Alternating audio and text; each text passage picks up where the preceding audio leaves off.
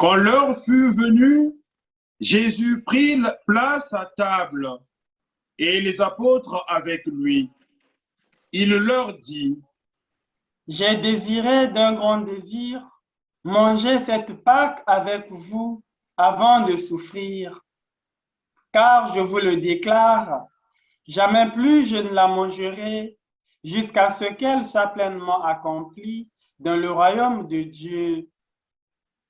alors, ayant reçu une coupe et rendu grâce, il dit, Prenez ceci et partagez entre vous, car je vous le déclare, désormais, jamais plus je ne boirai du fruit de la vigne jusqu'à ce que le royaume de Dieu soit venu.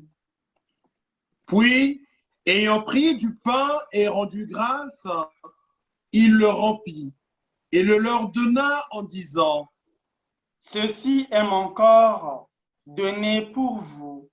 Faites cela en mémoire de moi.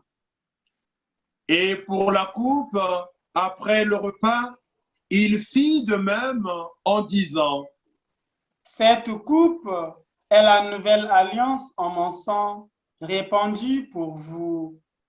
Et cependant, voici que la main de celui qui me livre est à côté de moi sur la table.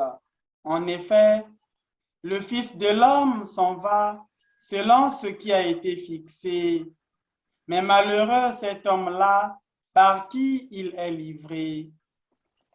les apôtres commencèrent à se demander les uns aux autres quel pourrait bien être parmi eux celui qui allait faire cela. Ils en arrivèrent à se quereller, lequel d'entre eux, à leur avis, était le plus grand. Mais il leur dit, Les rois des nations, les commandants en maître et ceux qui exercent le pouvoir sur elles se font appeler bienfaiteurs. Pour vous, rien de tel. Au contraire, que le plus grand d'entre vous devienne comme le plus jeune et le chef comme celui qui sert. Quel est en effet le plus grand, celui qui est à table ou celui qui sert? N'est-ce pas celui qui est à table? Eh bien, moi, je suis au milieu de vous comme celui qui sert. Vous, vous avez tenu bon avec moi dans mes épreuves, et moi, je dispose pour vous du royaume comme mon Père en a disposé pour moi.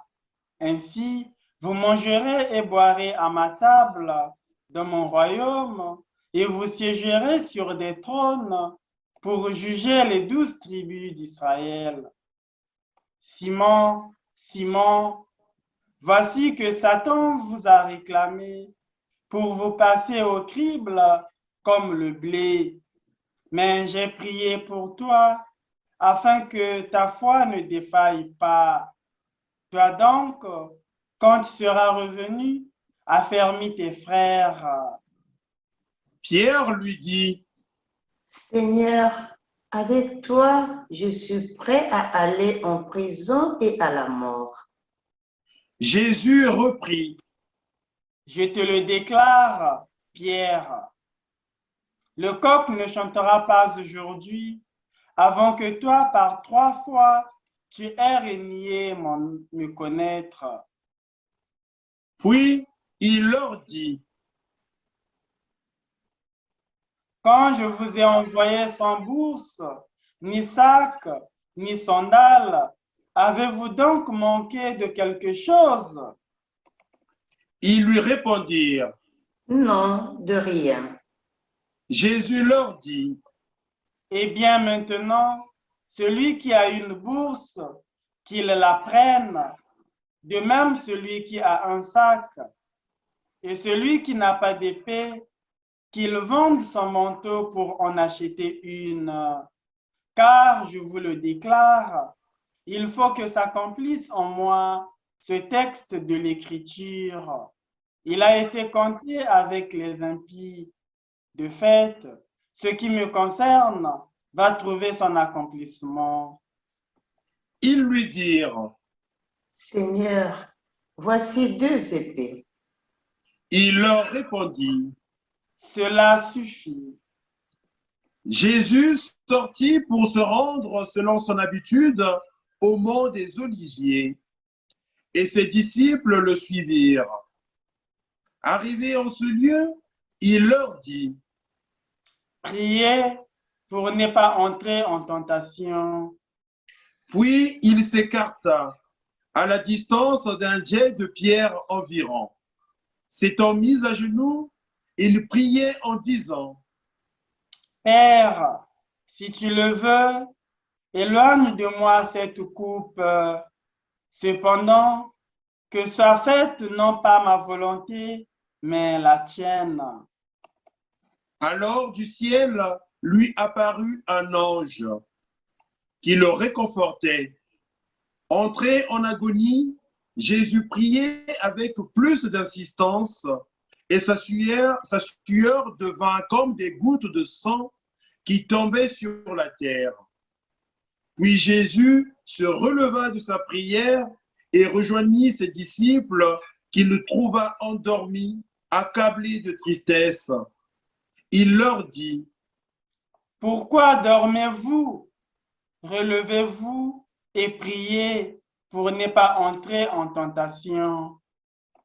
il parlait encore quand parut une foule de gens. Celui qui s'appelait Judas, l'un des 12, marchait à leur tête.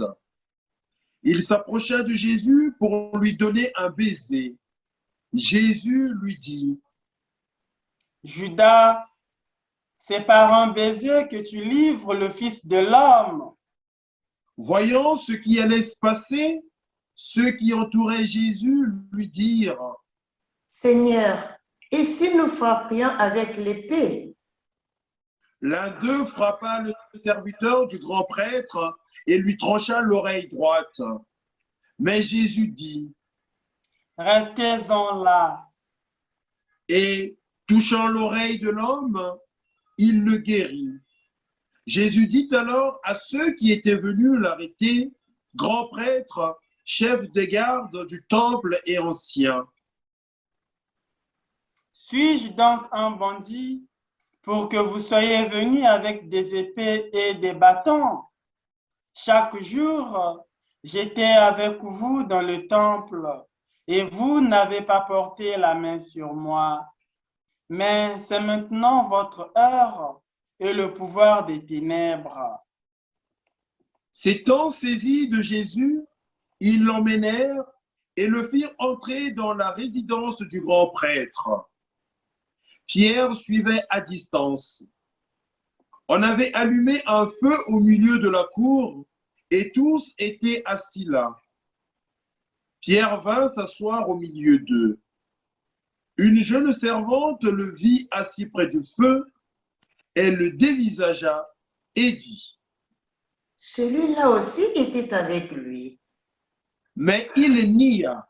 Non, je ne le connais pas. Peu après, un autre dit en le voyant, Toi aussi, tu es l'un d'entre eux. Pierre répondit, Non, je ne le suis pas. environ 1 heure plus tard, un autre insistait avec force. C'est tout à fait sûr. Celui-là était avec lui et d'ailleurs, il est galiléen. Pierre répondit, Je ne sais pas ce que tu veux dire. et à l'instant même, comme il parlait encore, un coq chanta. Le Seigneur, se retournant, posa son regard sur Pierre. Alors, Pierre se souvint de la parole que le Seigneur lui avait dite. Avant que le coq chante aujourd'hui, tu m'auras renié 3 fois. Il sortit et dehors pleura amèrement. Les hommes qui gardaient Jésus se moquaient de lui et le rouaient de coups. Ils lui avaient voilé le visage et ils l'interrogeaient. Et le prophète, qu'est-ce qui t'a frappé? et ils proféraient contre lui beaucoup d'autres blasphèmes.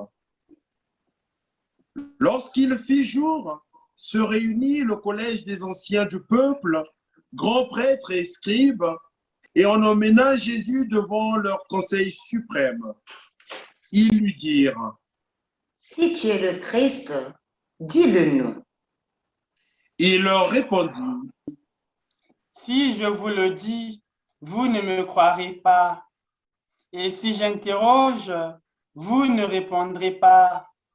Mais désormais, le Fils de l'homme sera assis à la droite de la puissance de Dieu. » Tous lui dirent alors, Tu es donc le Fils de Dieu?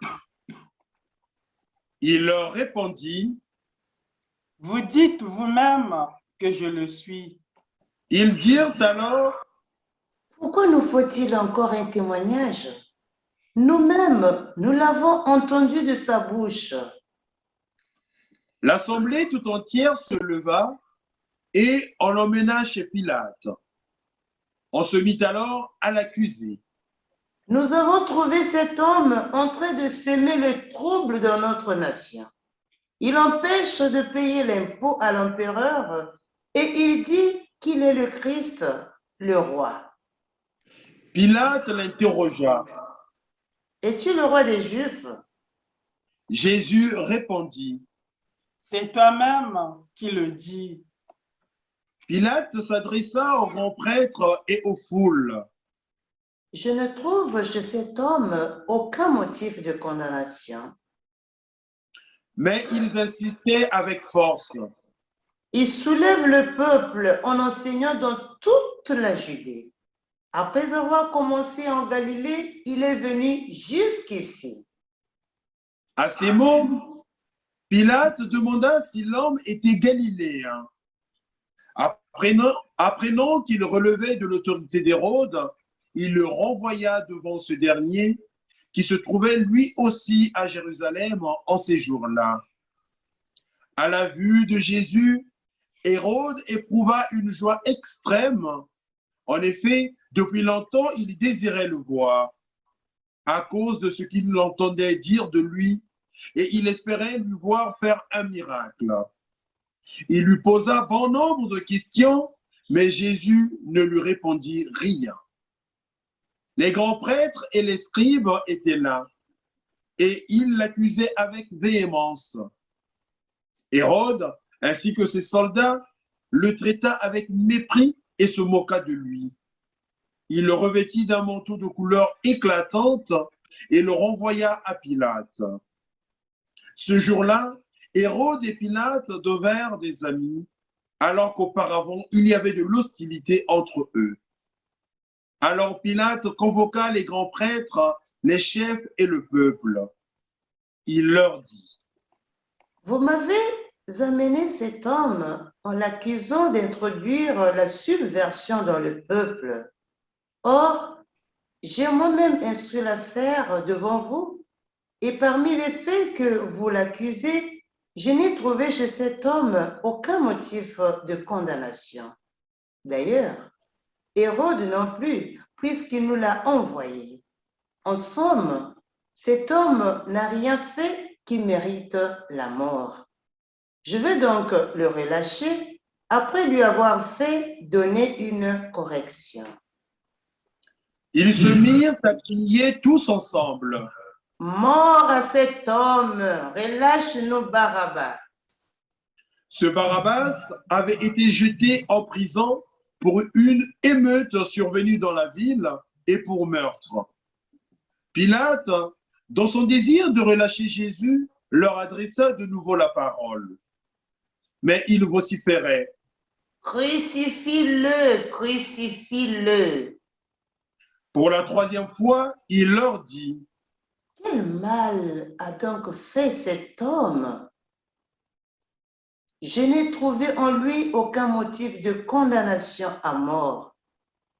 Je vais donc le relâcher après lui avoir fait donner une correction. » Mais ils insistèrent à grands cris, réclamant qu'il soit crucifié, et leurs cris s'amplifiaient. Alors Pilate décida de satisfaire leur requête. Il relâcha celui qu'il réclamait, le prisonnier condamné pour émeute et pour meurtre, et il livra Jésus à leur bon plaisir. Comme ils l'emmenaient, ils prirent un certain Simon de Cyrène qui revenait des champs, et ils le chargèrent de la croix pour qu'il la porte derrière Jésus. Le peuple, en grande foule, le suivait, ainsi que des femmes qui se frappaient la poitrine et se lamentaient sur Jésus. Il se retourna et leur dit: Filles de Jérusalem, ne pleurez pas sur moi, pleurez plutôt sur vous-même et sur vos enfants. Voici venir des jours où l'on dira: heureuses les femmes stériles, celles qui n'ont pas enfanté, celles qui n'ont pas allaité. Alors on dira aux montagnes: tombez sur nous, et aux collines: cachez-nous. Si l'on traite ainsi l'arbre vert, que deviendra l'arbre sec? Ils emmenaient aussi avec Jésus 2 autres des malfaiteurs pour les exécuter. Lorsqu'ils furent arrivés au lieu dit le crâne ou calvaire, là, ils crucifièrent Jésus avec les 2 malfaiteurs, l'un à droite et l'autre à gauche. Jésus disait: Père, pardonne-leur, ils ne savent pas ce qu'ils font. Puis, ils partagèrent ses vêtements et les tirèrent au sort. Le peuple restait là à observer. Les chefs tournaient Jésus en dérision et disaient: Il en a sauvé d'autres. Qui se sauve lui-même s'il est le Messie de Dieu, l'élu. Les soldats aussi se moquaient de lui. S'approchant, ils lui présentaient de la boisson vinaigrée en disant: Si tu es le roi des Juifs, sauve-toi toi-même. Il y avait aussi une inscription au-dessus de lui: celui-ci est le roi des Juifs. L'un des malfaiteurs suspendu en croix les juriait: N'es-tu pas le Christ? Sauve-toi toi-même et nous aussi. Mais l'autre lui fit des vifs reproches. Tu ne crains donc pas Dieu? Tu es pourtant un condamné toi aussi, et puis pour nous, c'est juste. Après ce que nous avons fait, nous avons ce que nous méritons. Mais lui, il n'a rien fait de mal. Et il disait: Jésus, souviens-toi de moi quand tu viendras dans ton royaume. Jésus lui déclara: Amen, je te le dis. Aujourd'hui, avec moi, tu seras dans le paradis. C'était déjà environ la 6e heure, c'est-à-dire midi. L'obscurité se fit sur toute la terre jusqu'à la 9e heure, car le soleil s'était caché.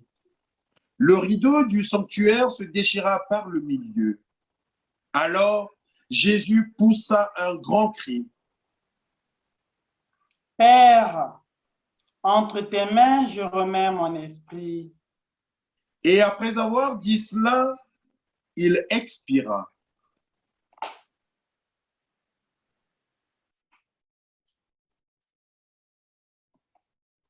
À la vue de ce qui s'était passé, le centurion rendit gloire à Dieu. Celui-ci était réellement un homme juste.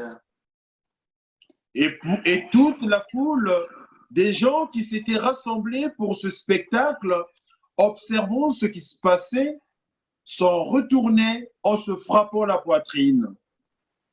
Tous ses amis, ainsi que les femmes qui le suivaient depuis la Galilée, se tenaient plus loin pour regarder.